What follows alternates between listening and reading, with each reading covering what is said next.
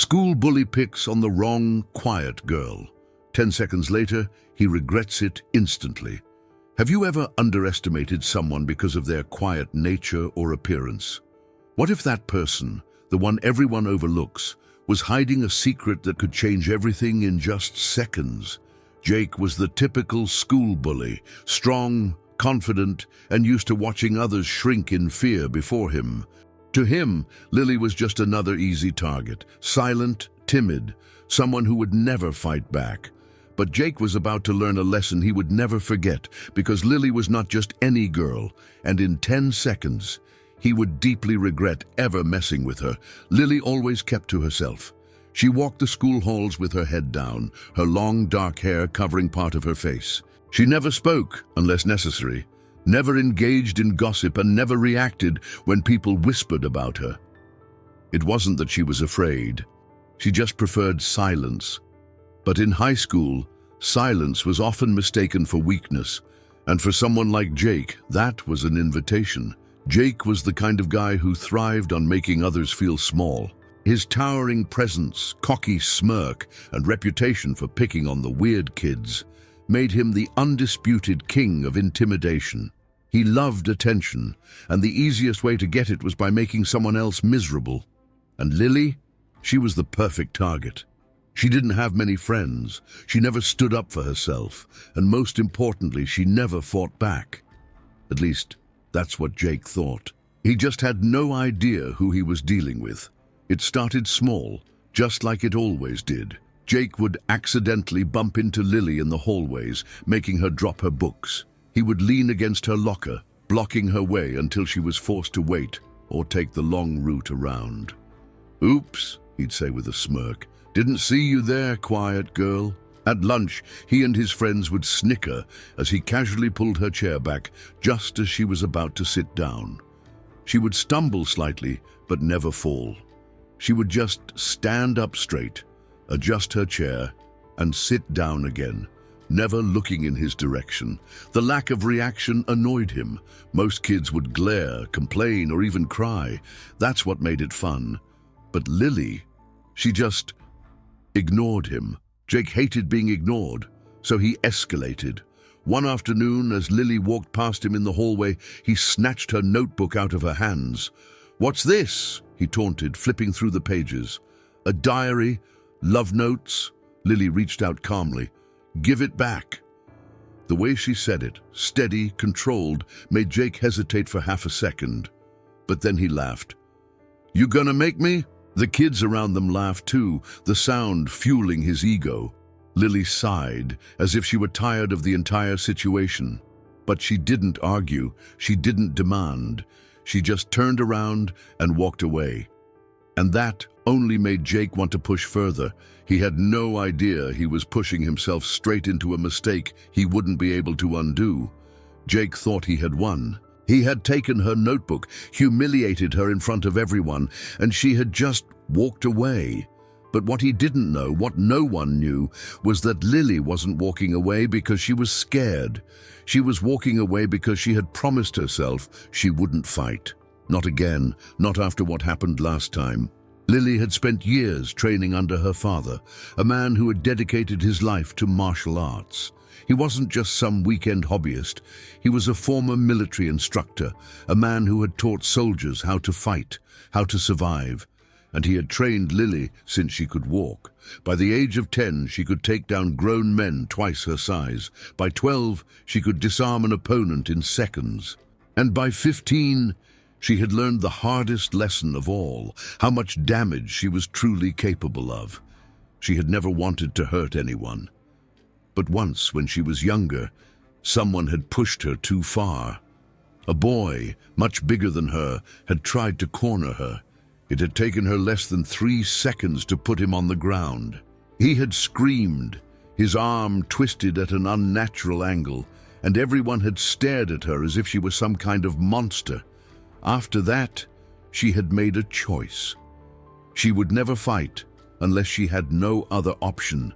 So when Jake tormented her, when he tried to break her, she did what she had trained herself to do. She controlled her emotions. She walked away, But Jake didn't realize that he was playing with fire, and soon he would push her to the point where she had no choice but to let that fire burn. Jake wasn't satisfied. Lily's refusal to react only made him more determined to break her. He needed to see fear in her eyes. He needed her to acknowledge that he was in control, so he waited for the perfect moment. It happened after school, in the hallway near the lockers, when most of the students had already left. A few lingered, chatting and scrolling through their phones, but no teachers were around. Lily was at her locker, calmly putting her books away, when she felt a presence behind her. She already knew who it was. Jake. "Hey, quiet girl," he said, leaning against the locker next to hers. "Still pretending I don't exist?" She didn't answer. That irritated him. With a smirk, he reached out and grabbed the silver chain around her neck, a simple, delicate necklace she always wore. "What's this?" he taunted, tugging it slightly. For the first time, Lily reacted. Her hand shot up, gripping his wrist. Not tight, not aggressive, just firm. "Let go," she said. Jake chuckled. "Or what?" And then he yanked. The chain snapped. The small pendant fell into his palm, and the moment it did, Lily's entire expression changed. The air around them shifted. The hallway, once filled with background noise, laughter, footsteps, distant chatter, seemed to go silent. Jake suddenly felt something he had never felt before. Unease. Lily slowly lifted her eyes to his. For the first time, she really looked at him, and what Jake saw wasn't fear. It wasn't anger, it was something much worse. Cold, quiet calculation. Something inside him told him he had just made the biggest mistake of his life. And in 10 seconds, he would know exactly why. The silence in the hallway stretched. Jake's smirk faltered, just slightly. He had expected Lily to get mad, maybe even yell.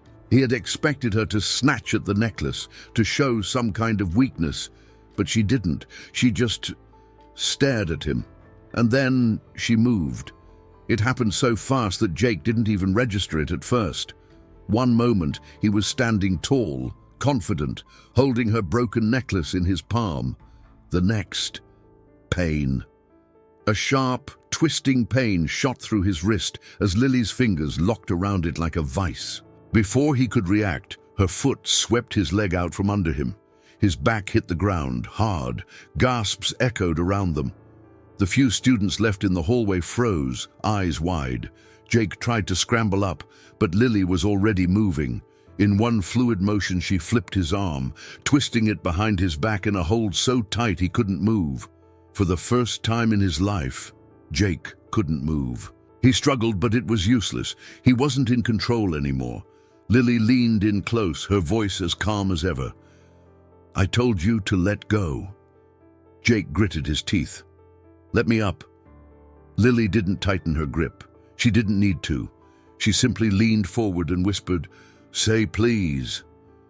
Jake's face burned.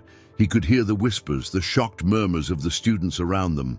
He could feel the weight of their stares. He had never felt this humiliated before, and he had never felt this helpless. Jake had always been the one who made others feel small, the one who controlled the fear. But now he understood what it felt like to be powerless. His fingers clenched against the cold floor, his jaw tightened. And then, finally, "Please." Lily let go immediately, stepping back like nothing had happened. Jake scrambled to his feet, his chest rising and falling with shallow breaths. She didn't gloat. She didn't mock him. She simply reached down, picked up the broken necklace from the floor, and turned away. Jake stood there, frozen.